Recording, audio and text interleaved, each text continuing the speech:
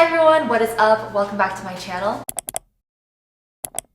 And happy Valentine's Day! Woo! Yeah, happy Valentine's Day. I tried to be festive or whatever and put on a pink sweater, but I feel like there's differing opinions across the board of how much people agree with the concept of Valentine's Day. But honestly, I really enjoy Valentine's Day. I'm the biggest hopeless romantic that I've ever met in my life, and anything to do with love and that kind of stuff, I get a little bit crazy. I honestly love the concept of having a day where people are very intentional about expressing their love and appreciation for people. That being said, I'm excited for this video, but honestly, I don't really know how chaotic it's gonna get, because like I said, I feel like I tend to get pretty riled up, and especially talking about all of my favorite couples and my romances, I get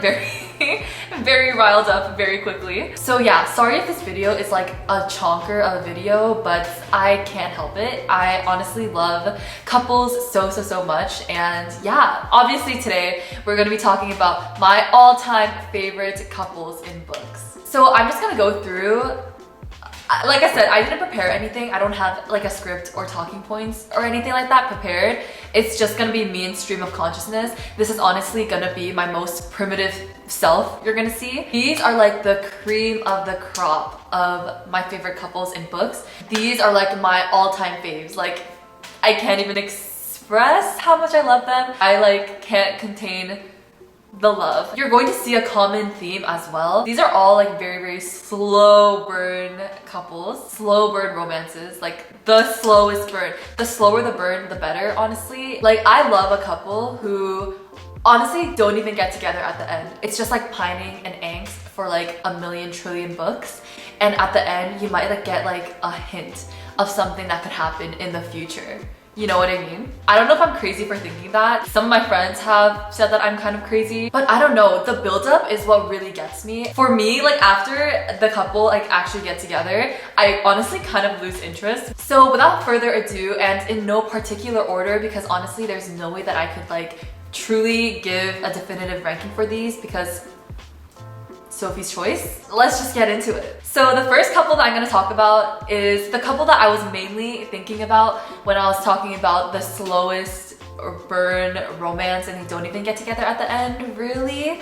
And that is none other than Kaz and Inej from Six of Crows by Leigh Bardugo. They are the reason that I got into this series, and by series I just mean the Six of Crows duology, because I didn't actually read the original Grishaverse trilogy, Shadow and Bone, those books, and I've tried reading them. I have no plans to read them, and the reason that I feel I can't read them is because Kanej is not in it. Kaz and Inej honestly have my perfect relationship arc, as in they don't even get together at the end. There's a hint of more that could come, but more is never gonna come because it's just a duology, and that's honestly my perfect ending. Where to even begin with the Kaz and Inej couple? I think it is the fact that they really challenge each other, you know? The fact that Kaz has a very cynical, I guess, outlook, in contrast with Inej and the hope that she always has and the faith in humanity that she always has. Oh my gosh, and just the care that Kaz has for Inej, but the fact that he tries to hide it. In the first book, near the beginning, when Inej has to deal with this one random person in the tavern or something, I don't really remember, and gets into a kind of a brawl, and then she reports to Kaz about it. Kaz is oh, did he put up much of a fight? And she's nothing I couldn't handle. And he's not what I asked. See, this is what I mean when I say I really like the little subtle things. That's what really gets me. It's honestly not that big a deal, this interaction, but the fact that he was trying to be nonchalant about it and being that's not what I asked, I don't really know. Like I said, this video is gonna be kind of a hot mess. I have no coherent thoughts prepared or anything like that. These are just my most primitive reactions. I don't know, it's because they have a very business-like relationship. Well, they're supposed to, because Kaz is the leader of the dregs, the gang, and she is the Wraith. So she's supposed to be like a weapon, like she's almost like a commodity. She's an asset, she is an investment. But it's the moment when he like kind of lets out that he thinks of her as more than just another gang member. He actually does care about her. He just lets it out in little moments like that, and like that's like what really gets me, you know? If you really like the angst of I can't let myself feel this way for you because if other people find out, then they're gonna hurt you to hurt me. If you have like that angst, like wow. I think it's like the fact that Kaz puts up this whole front. He needs to paint this image of being like the most ruthless person. Otherwise, it's like a dog-eat-dog world. So you have to be brutal, you have to be cruel. Otherwise, people are going to destroy you. So he has to put up the thing of like, I don't care about anyone. I just care about making a profit. I just care about my gang. I'll do anything. I'll give up anyone. That's like what you're supposed to be as like the gang leader. But you kind of see throughout the story the way that he feels for Inej and the fact that, ooh, maybe there is like one thing that he wouldn't give up. So like, oh my gosh, how have I not talked about this? The biggest angst of this whole thing is that Kaz literally can't touch another person. Like he literally can't have skin contact with anyone because of his past, like that's part of his character. And so the added angst of like they can't physically be near each other and the internal struggle that he experiences of being like, I physically am incapable of being able to touch another person, but also what I want to touch hers and be near her so bad. It's just that whole thing of he's supposed to be the most powerful, most ruthless person, but he has one Achilles heel, one weakness, and it's Inej. Not me like as a reader like over analyzing like every single interaction that they have, fangirling over nothing, like they just like look at each other, they just like glance at each other, and then I'm like, okay, just like get a room. It's the subtlety. I think that you learn that about me, but I love subtlety. I don't like it when things are like really the forefront and we're like blasted in the face with drama, relationship angst. I like a subtle kind of angst like this. But the next couple that we're gonna talk about is literally the opposite of exactly everything that I just said. That couple is from the Infernal Devices series by Cassandra Clare. But yeah, if you know, you know. And I am team Wessa. I absolutely love Tessa and Will. One of my favorite couples of all time. Like they're actually top tier for me. I just remember being so all in when I was reading this series for the first time. It was crazy. I was honestly like the ultimate fangirl. And I think a big part of that is because I really liked Will as a character. But honestly, I don't know how you are not able to like Will when Cassandra Clare has literally written him to be like the most beautiful person. Like he's described all the time to be like the most handsome, most good looking, most beautiful person anyone's ever laid their eyes on. I don't know, I guess I really just let my imagination go wild with that one because to me, he's like, but yeah, Tessa and Will, it's kind of like the basic kind of angst, but that doesn't mean that I don't enjoy it still. I'm in love with you, but I can't let you know that I'm in love with you. Otherwise, you're gonna get hurt. So Will has to like force himself to be mean to Tessa to try to get her to hate him. Oh my gosh, the angst just builds up so much because of that. I don't know, I think like the real reason that I really love them so much, more than I liked Tessa and Jem, is because they were able to like intellectually challenge each other as well, because they both share like a deep love for reading and literature. And in the rare moments that Will lets his guard down and lets himself actually connect with her instead of trying to actively get her to hate him all the time, it's when they're talking about books and they're connecting over that. You can just tell that they're kindred spirits. There is even that quote that's like, we live and breathe books, you know? So you just can't deny that they're like meant for each other. They're like absolutely soulmates, sis. This is also an example of a couple who takes a long time to get together. Like I will literally read like several books in a book series just for the slow burn couple, even if I don't care about the plot at all or literally anything else. Again, I'm sorry to the Jessa shippers, But I ship Jessa too. You know, I ship both because somehow this love triangle made it possible for you to be on like both teams. If you know what I'm talking about, then you know what I'm talking about. But I'm honestly a stan for like the three of them. Like the connection that the three of them share is like unlike any other. This is like the only love triangle really that I read that I was like really fully on board with. Honestly, like too good to be true, but you know, I'll like play into it. I'm not mad about it. So the next couple that I love so much is Todd and Viola from the Chaos Walking series by Patrick Ness.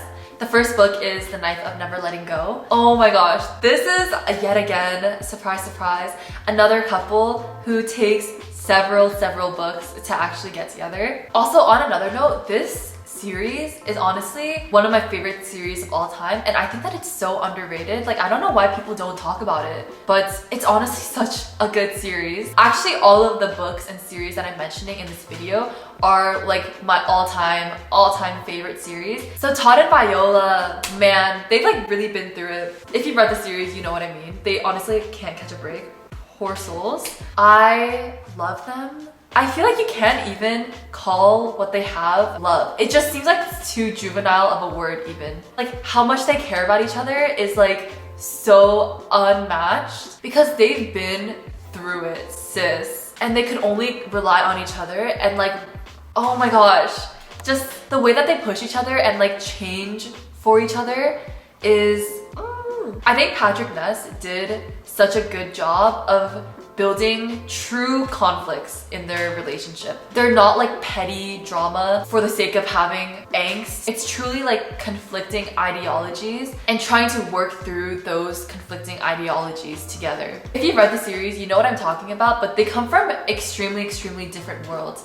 And so the mentalities and ideas that they have about the world is really different, like in direct conflict with each other. And you see the way that they have to confront the other person's like opposing point of view and work through it together to ultimately change and become better people for it. Just like, oh my gosh, from where they begin in their relationship to even just by the end of the first book is astronomical because they go from like being with each other by necessity, yeah, and then by the end they're just like, I don't trust anyone in the world but you. There's like absolutely no insta love. It's like genuinely a realistic development. First being like reluctant traveling partners and them obviously like not vibing with each other because they're just so different, to them slowly like caring about each other, and then that develops into the love that they have for each other. They build like a really solid foundation before anything romantic happens. It almost seems like they just skip like the friendship stage because I don't even think you can call what they have in the first book friendship. It just feels so much deeper than that. Like, it's not just a simple friendship. It's literally like the deepest caring for each other that two people can have. I've never read a couple like that before, where it's like, does it even suffice to just call it being in love with each other? It's like they just have such a deep connection. I don't even know. I feel like I'm a broken record, but I just love them so much. Their relationship is just so admirable. Okay, I need to stop talking about them now. And then last but not least, another couple that I love so much is Blue and Gansey from the Raven Boys / the Raven Cycle / the Raven Quartet. What is it called? Anyway, Blue and Gansey. Yet again, does this even need to be said anymore? This is another couple who takes several books to like actually get together. I just love them so much. This is a perfect example of a book series that I read solely because of the couple. I was willing to just like read the other books. It is a really good story though. But yeah, honestly, this is an example of a couple that's just like sweet. Like, there's honestly not a lot of drama in the relationship, which is, I think, another trend that you'll see is that I don't really care that much for like dramatics of a romantic relationship. Aside from the Tessa and Will, that was so dramatic and I ate that up. I like subtlety and I like things that are sweet and things that are like easy. Just someone that I can like root for and I don't need to like get all tangled up in like the dramatics of it. This is an example of that. They have like stolen moments with each other kind of sprinkled throughout the book, and as you're reading it you're like, oh, and you kind of need to savor it, right? That's how their romantic relationship is kind of built. Stolen moments of like late night phone calls, quiet observations the two of them have. Both of them on their own are just like very sweet people as well. You just kind of want to pat them on the head like, oh yeah. Kenzie just wants to find his like Welsh king. Blue just wants to like chill and like get out of her house. Also, like, did Blue go to high school in that book series? Like, why did we never see her like go to school? Because she didn't go to the same school as the other boys. And we see them at school like all the time. We don't see anything about Blue except for when she's working at that restaurant. Did she like go to school? How does she have time to do all this? It's the quietness. Like the most romantic moments that they have are very quiet. A different color, I think, to a lot of YA relationships we see. Like at nighttime with like the car scene. If you know what I'm talking about, you know what I'm talking about. And that's what I love about it. I just love that it feels like we're looking in on like this really intimate moment between two people. From the beginning, their intentions with each other are like really super innocent. When they first meet each other, they honestly don't vibe.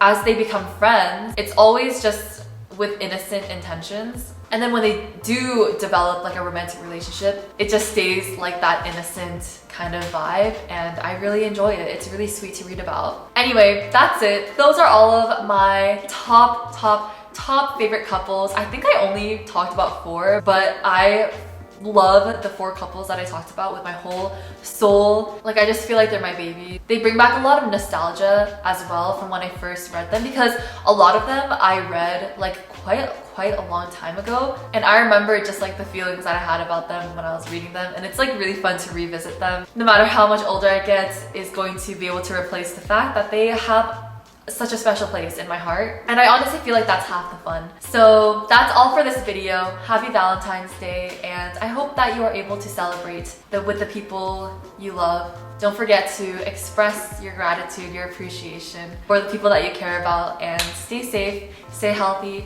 stay happy as always. I will see you in the next one. Goodbye!